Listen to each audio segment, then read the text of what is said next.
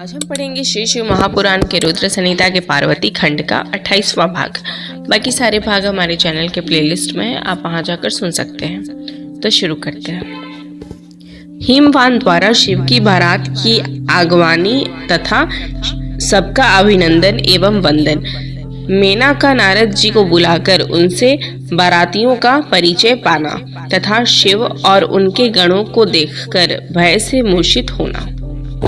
ब्रह्मा जी कहते हैं, तदनंतर भगवान शिव ने नारद जी को हिमाचल के घर भेजा। वे वहां की विलक्षण सजावट देखकर दंग रह गए। विश्वकर्मा ने जो विष्णु, ब्रह्मा आदि समस्त देवताओं तथा नारद आदि ऋषियों की चेतन से प्रतीत होने वाली मूर्तियां बनाई थी, उन्हें देखकर देवर्षि नारद चकित हो उठे। तत्पश्चात हिमाचल ने देवर्षियों को बारात बुला लाने के लिए भेजा। साथ ही उस बारात की अगवानी के लिए मैनाक आदि पर्वत भी गए। तदनंतर विष्णु आदि देवताओं तथा आनंदित हुए अपने गणों के साथ भगवान शिव हिमालय नगर के समीप सानंद आ पहुँचे। गिरिराज हिमवान ने जब यह सुना कि सर्वव्यापी शंकर मेरे नगर के निकट पहुँचे हैं, तब उन्हें बड़ी प्रसन्नता हुई। तदनंतर उन्होंने बहुत सी सामान एकत्र करके पर्वतों और ब्राह्मणों को महादेव जी के साथ वार्तालाप करने के लिए भेजा। स्वयं भी बड़ी भक्ति के साथ वे प्राण प्यारे महेश्वर का दर्शन करने के लिए गए। उस समय उनका हृदय अधिक प्रेम के कारण द्रवित हो रहा था और वे प्रसन्नता पूर्वक अपने सौभाग्य की सराहना करते थे। उस समय समस्त देवताओं की सेना को उपस्थित देख हिमवान को बड़ा विस्मय हुआ और वे अपने को धन्य मानते हुए उनके सामने गए। देवता और पर्वत एक दूसरे से मिलकर बहुत प्रसन्न हुए और अपने आप को कृत्य मानने लगे। महादेव जी को सामने देखकर हिमालय ने उन्हें प्रणाम किया। साथ ही समस्त पर्वतों और ब्राह्मणों ने भी सदाशिव की वंदना की। वे वृषभ पर आरूढ़ थे। उनके मुख पर प्रसन्नता छा रही थी। वे नाना प्रकार के आभूषणों से विभूषित थे और अपने दिव्य अंगों के लावण्य से संपूर्ण दिशाओं को प्रकाशित कर रहे थे। उनका श्री अंग अत्यंत महीन, नूतन और सुंदर रेशमी वस्त्रों से सुशोभित था। उनके मस्तक का मुकुट उत्तम रत्नों से जटित होने के कारण बड़ी शोभा पा रहा था। वे अपनी पावन प्रभा का प्रसार करते हुए हंस रहे थे। उनका प्रत्येक अंग भूषण बने हुए सर्पों से युक्त था तथा उनकी अंग कांति बड़ी अद्भुत दिखाई देती थी। दिव्य कांति से संपन्न उन महेश्वर की सुरेश्वर गण हाथ में चंवर लिए सेवा कर रहे थे। उनके बाएं भाग में भगवान विष्णु थे और दाहिने भाग में मैं था। पीछे देवराज इंद्र थे और अन्य देवता आदि भी पीछे तथा अगल बगल में विद्यमान थे। नाना प्रकार के देवता आदि उन लोक कल्याणकारी भगवान शंकर की स्तुति करते जाते थे। उन्होंने स्वेच्छा से ही दिव्य शरीर धारण कर रखा था। वास्तव में वे साक्षात पर ब्रह्म परमात्मा, सबके ईश्वर, उपासकों को मनोवांछित वर देने वाले, कल्याणमय गुणों से युक्त, प्राकृत गुणों से रहित, भक्तों के अधीन रहने वाले, सब पर कृपा करने वाले, प्रकृति और पुरुष से भी विलक्षण तथा सच्चिदानंद स्वरूप हैं। उनके दर्शन के पश्चात हिमवान ने भगवान शिव के वाम भाग में अच्युत श्री हरि का दर्शन किया, जो नाना प्रकार के आभूषणों से विभूषित हो विनता नंदन गरुड़ की पीठ पर विराजमान थे। मुने, भगवान के दाहिने भाग में उन्होंने 4 मुखों से युक्त महाशोभाशाली तथा अपने परिवार से संयुक्त मुझ ब्रह्मा को देखा।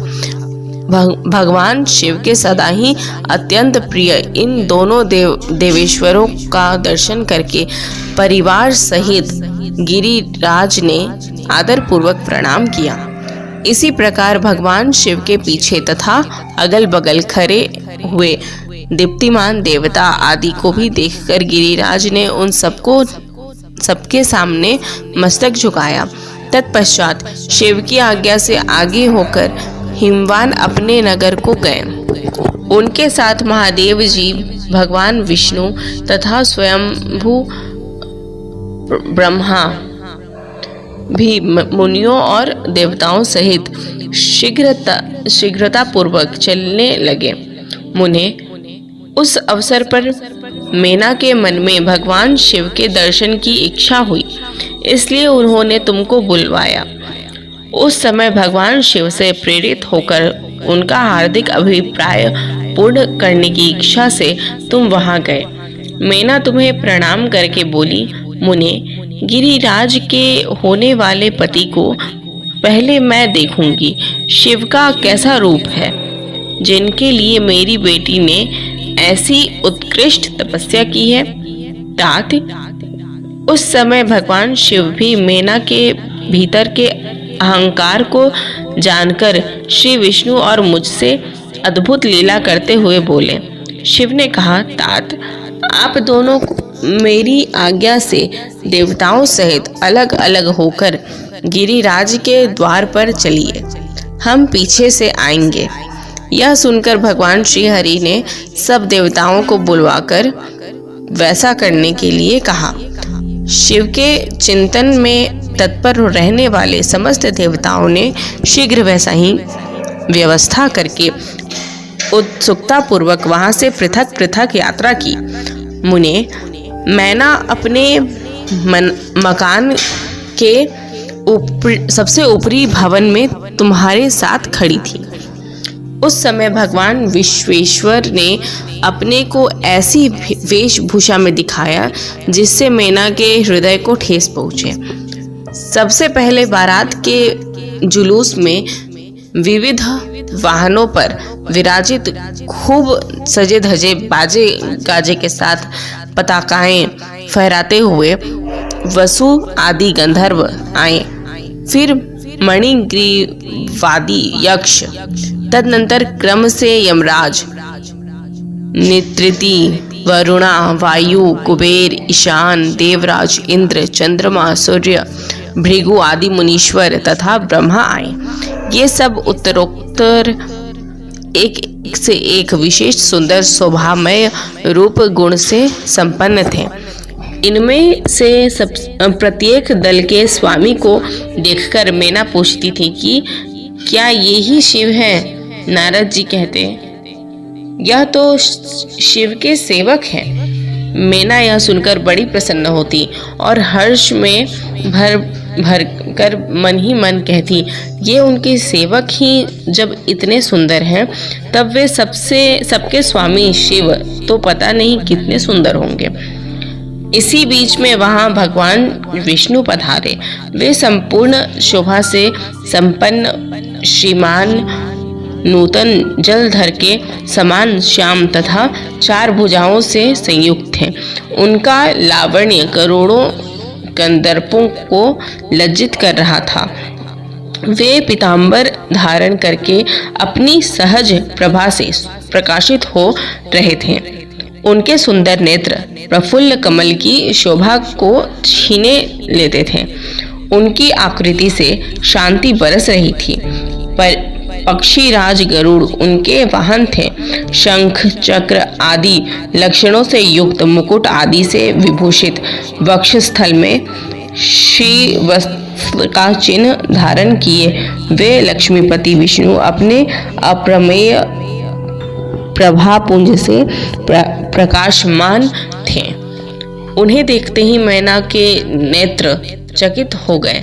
वे बड़े हर्ष से बोली, अवश्य यही मेरी शिवा के पति साक्षात भगवान शिव हैं, इसमें संशय नहीं है। मुने, तुम भी लीला करने वाले ही ठहरे। अतः मैना की यह बात सुनकर उनसे बोले, देवी, ये शिवा के पति नहीं है, अपितु भगवान केशव हरि हैं। भगवान शंकर के संपूर्ण कार्यों के अधिकारी तथा उनके प्रिय हैं। पार्वती के पति जो दूल्हा शिव हैं, उन्हें इनसे भी बढ़कर समझना चाहिए। उनकी शोभा का वर्णन मुझसे नहीं हो सकता। वे ही संपूर्ण ब्रह्मांड के अधिपति, सर्वेश्वर तथा स्वयं प्रकाश परमात्मा है।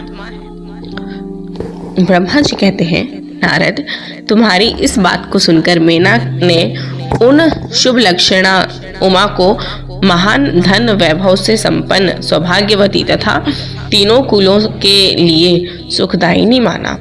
वे मुख पर प्रसन्नता लाकर प्रीति युक्त हृदय से अपने सर्वाधिक सौभाग्य का बारंबार वर्णन करती हुई बोली। मेना ने कहा, इस समय मैं पार्वती को जन्म देने के कारण सर्वथा धन्य हो गई। ये गिरीश्वर भी धन्य है तथा मेरा सब कुछ परम धन्य हो गया। जिन जिन अत्यंत तेजस्वी देवताओं और देवेश्वरों का मैंने दर्शन किया है, इन सब के जो पति हैं वे मेरी पुत्री के पति होंगे। उसके सौभाग्य का क्या वर्णन किया जाए। भगवान शिव को पति रूप में पाने के कारण पार्वती के सौभाग्य का 100 वर्षों में भी वर्णन नहीं किया जा सकता। ब्रह्मा जी कहते हैं, नारद, मेना ने प्रेम पूर्वक हृदय से जो ही उपर्युक्त बात कही, त्यों ही अद्भुत लीला करने वाले भगवान रुद्र सामने आ गए। तात उनके सभी गण अद्भुत तथा मेना के अहंकार को चूर्ण करने वाले थे। भगवान शिव अपने आप को माया से निर्लिप्त एवं निर्विकार दिखाते हुए वहां आए। मुने, उन्हें आया जान तुमने मेना को शिवा के पति का दर्शन कराते हुए उनसे इस प्रकार कहा, सुंदरी, देखो, ये साक्षात भगवान शंकर हैं, जिनकी प्राप्ति के लिए शिवा ने वन में बड़ी भारी तपस्या की थी। तुम्हारे ऐसा कहने पर मेना ने बड़ी प्रसन्नता के साथ अद्भुत आकार वाले भगवान महेश्वर की ओर देखा। वे स्वयं तो अद्भुत थे ही, उनके अनुचर भी बड़े अद्भुत थे। इतने में ही रुद्रदेव की परम अद्भुत सेना भी आ पहुंची, जो भूत प्रेत आदि से संयुक्त तथा नाना गणों से संपन्न थी। उनमें से कितने ही बवंडर का रूप धारण करके आए थे, कितने ही पताका की मर्मत ध्वनि के समान शब्द करते थे। किन्हीं के मुंह टेढ़े थे तो कोई अत्यंत कुरूप दिखाई देते थे। कुछ बड़े विकराल थे, किन्हीं का मुंह दाढ़ी मूछ से भरा हुआ था। कोई लंगड़े थे तो कोई अंधे, कोई दंड और पाश धारण किए हुए थे तो किन्हीं के हाथों में मुद्गर थे। कितने ही अपने वाहनों को उल्टे चला रहे थे। कोई सिंह, कोई डमरू और कोई गोमुख बजाते थे। गणों में से कितने के तो मुंह ही नहीं थे, कितनों के मुख पीठ की ओर लगे थे और बहुतों के बहुतेरे मुख थे। इसी तरह कोई बिना हाथ के थे, किन्हीं के हाथ उल्टे लग रहे थे और कितनों के बहुत से हाथ थे। कितने ही नेत्रहीन थे, किन्हीं के बहुत से नेत्र थे। किन्हीं के सिर ही नहीं थे और किन्हीं के बहुत खराब सिर थे। किन्हीं के कान ही नहीं थे और किन्हीं के बहुत से कान थे। इस तरह सभी गण नाना प्रकार की वेशभूषा धारण किए हुए थे। तात वे विकृत आकार वाले अनेक प्रबल गण बड़े वीर और भयंकर थे। उनकी कोई संख्या नहीं थी। मुने, तुमने अंगुली द्वारा रुद्र गणों को दिखाते हुए मेना से कहा, वरान ने, तुम पहले भगवान हर के सेवकों को देखो, फिर उनका भी दर्शन करना। उन असंख्य भूत प्रेत आदि गणों को देखकर मेना तत्काल भय से व्याकुल हो गई। उन्हीं के बीच में भगवान शंकर भी थे, जो निर्गुण होते हुए भी परम गुणवान थे। वे वृषभ पर सवार थे। उनके 5 मुख थे और प्रत्येक मुख में 3-3 नेत्र। उनके सारे अंगों में विभूति लगी हुई थी जो उनके लिए भूषण का काम देती थी। मस्तक पर जटाजूट और चंद्रमा का मुकुट, 10 हाथ और उनमें से एक में कपाल लिए, शरीर पर बाघंबर का दुपट्टा और हाथ में पिनाक एवं त्रिशूल, आंखें भयानक, आकृति विकराल और हाथी की खाल का वस्त्र। यह सब देखकर शिवा की माता बहुत डर गई, चकित हो गई, व्याकुल होकर कांपने लगी और उनकी बुद्धि चकरा गई। उस अवस्था में तुमने अंगुली से दिखाते हुए उनसे कहा, यही है भगवान शिव।